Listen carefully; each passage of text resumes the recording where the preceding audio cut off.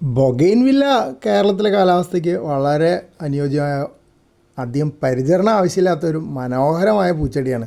പല സ്ഥലങ്ങളിലും കണ്ടില്ലേ, പറമ്പിൻ്റെ അതിരിൽ ഗേറ്റിലൊക്കെ വലിയ വലിയ ചെടികൾ 10-25 കൊല്ലമായിട്ടൊക്കെ ഉള്ളത് കാണാം.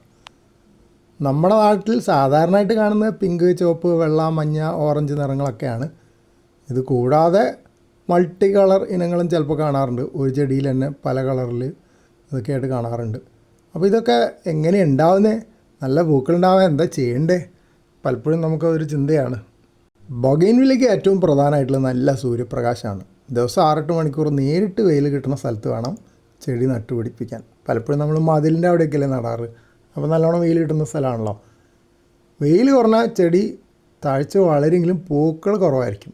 മഴക്കാലത്ത് അങ്ങനെ കാണാറുണ്ട്. മഴ പെയ്ത് കഴിഞ്ഞാൽ ഈ കടലാസ് പൂവല്ലേ, എല്ലാം നനഞ്ഞു പോയി എന്ന് പറഞ്ഞ മാതിരി പൂ ഉണ്ടാവില്ല, നല്ല ചെടി ഉണ്ടാവും. പിന്നെ വെള്ളം അധികമാവാൻ പാടില്ല. കൂടുതൽ നനച്ചാൽ ചിലപ്പോൾ വേര് ചെയ്യാനൊക്കെ സാധ്യതയുണ്ട്, ഇലയും കുഴയാൻ സാധ്യതയുണ്ട്. മഴക്കാലത്താണ് ഈ ചെടി ആകെപ്പാടെ ഒരു നശിച്ച പോലെ കാണുക. പിന്നെ കുറച്ച് മണ്ണ് ഉണങ്ങുമ്പോൾ മാത്രം നനച്ചാൽ സ്ട്രെസ് ഉണ്ടാവും, വാട്ടർ സ്ട്രെസ്സ്. അപ്പോൾ പൂക്കൾ കൂടുതൽ വിടരാൻ സഹായിക്കുന്നതാണ് പറയണത്. ജൈവവളം കിട്ടുന്നവർക്ക് എല്ലുപൊടി, വേപ്പിൻ പിണ്ണാക്കൊക്കെ ചോട്ടിൽ ചേർത്ത് കൊടുക്കുന്നത് നല്ലതാണ്. അല്ലെങ്കിൽ പൂക്കൾ നല്ലോണം നിറയാൻ വേണ്ടിയിട്ട് പൊട്ടാഷ് അടങ്ങിയ വളങ്ങൾ സഹായിക്കും. അതിപ്പം 0050 എന്നുള്ള പൊട്ടാഷ് വളങ്ങൾ കിട്ടാറുണ്ട്. അത് വെള്ളത്തിൽ കലക്കിയിട്ട് ഒഴിച്ചു കൊടുക്കാം. പിന്നെ കഞ്ഞിവെള്ളം പുളിപ്പിച്ച് ഒഴിക്കുന്നത് നല്ലതാണെന്ന് പറയുന്നുണ്ട്. ഇപ്പോൾ ഈ അടുത്ത് ഞാൻ ചില പഠനങ്ങൾ വായിച്ചത്, അത് ബൊഗെയിൻവില്ലയ്ക്കല്ല, വേറെ പല ചെടികൾക്കും അരി കഴുകിയ വെള്ളവും പുളിപ്പിച്ച് ഒഴിക്കാം എന്ന് കണ്ടു. ഞാൻ സ്ഥിരമായിട്ട് അത് ഉപയോഗിക്കുന്നുണ്ട്. ബൊഗെയിൻവില്ലയ്ക്ക് ഒഴിക്കാറില്ല, പച്ചക്കറി ചെടിക്കാണ് കൂടുതൽ ഒഴിക്കാറ്. തോട്ടത്തിലെ മിക്ക ചെടികളുടെ പോലെ പ്രൂണിങ് അഥവാ കൊമ്പ് കോതൽ ബൊഗെയിൻവില്ലയ്ക്കും വേണ്ടി വരും. പക്ഷേ സൂക്ഷിക്കണം, മുള്ളു കുത്തി പണി കിട്ടാൻ വഴിയുണ്ട്. നമുക്ക് ചെയ്യാവുന്നതെന്ന് വെച്ചാൽ പൂക്കൾ വിരിഞ്ഞു കഴിഞ്ഞാൽ ആ കമ്പുകൾ ചെറുതായിട്ട് മുറിച്ച് കളഞ്ഞാൽ പുതിയ ശാഖകളുണ്ടാവും, അതിൽ പൂക്കളുണ്ടാവാൻ സാധ്യതയുണ്ട്.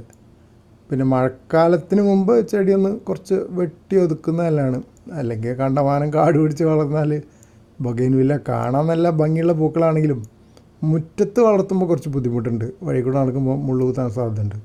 കുറച്ച് വിട്ടിട്ട് ഗേറ്റിൻ്റെ അവിടെ നല്ല സ്ഥലമൊക്കെ ഉള്ളവർക്കാണെങ്കിൽ ഞാൻ കണ്ടിട്ടുണ്ട്, ഒരു വീടിൻ്റെ അവിടെ ഒരു 2 നില വീടിൻ്റെ പൊക്കത്തിലൊക്കെ ഏകദേശം വന്നിട്ടുണ്ട്.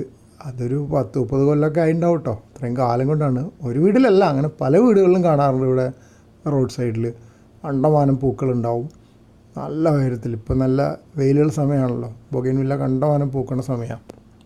ചെടിച്ചട്ടിയിൽ വളർത്തുമ്പോൾ പിന്നെ ചെടിച്ചട്ടിക്ക് ദ്വാരം ഇട്ട് കൊടുക്കണം, വെള്ളം ഒഴിഞ്ഞു പോകാൻ അതെന്തായാലും അത്യാവശ്യമാണ്. അതില്ലെങ്കിൽ പ്രത്യേകിച്ച് മഴ പെയ്ത് കഴിഞ്ഞാൽ ആകപ്പാടെ ചീഞ്ഞു പോകാൻ സാധ്യതയുണ്ട്. പിന്നെ മണ്ണ്, മണൽ, ചാണകപ്പൊടിയൊക്കെ ചേർത്ത പോട്ടിംഗ് മിക്സ്ചർ, അതിന് കൂടെ ഞാൻ കോക്കോ പീറ്റും കൂടെ ചേർത്താണ് സാധാരണ ഉപയോഗിക്കാറ്. കാരണം വേരോടാൻ സൗകര്യമാണല്ലോ.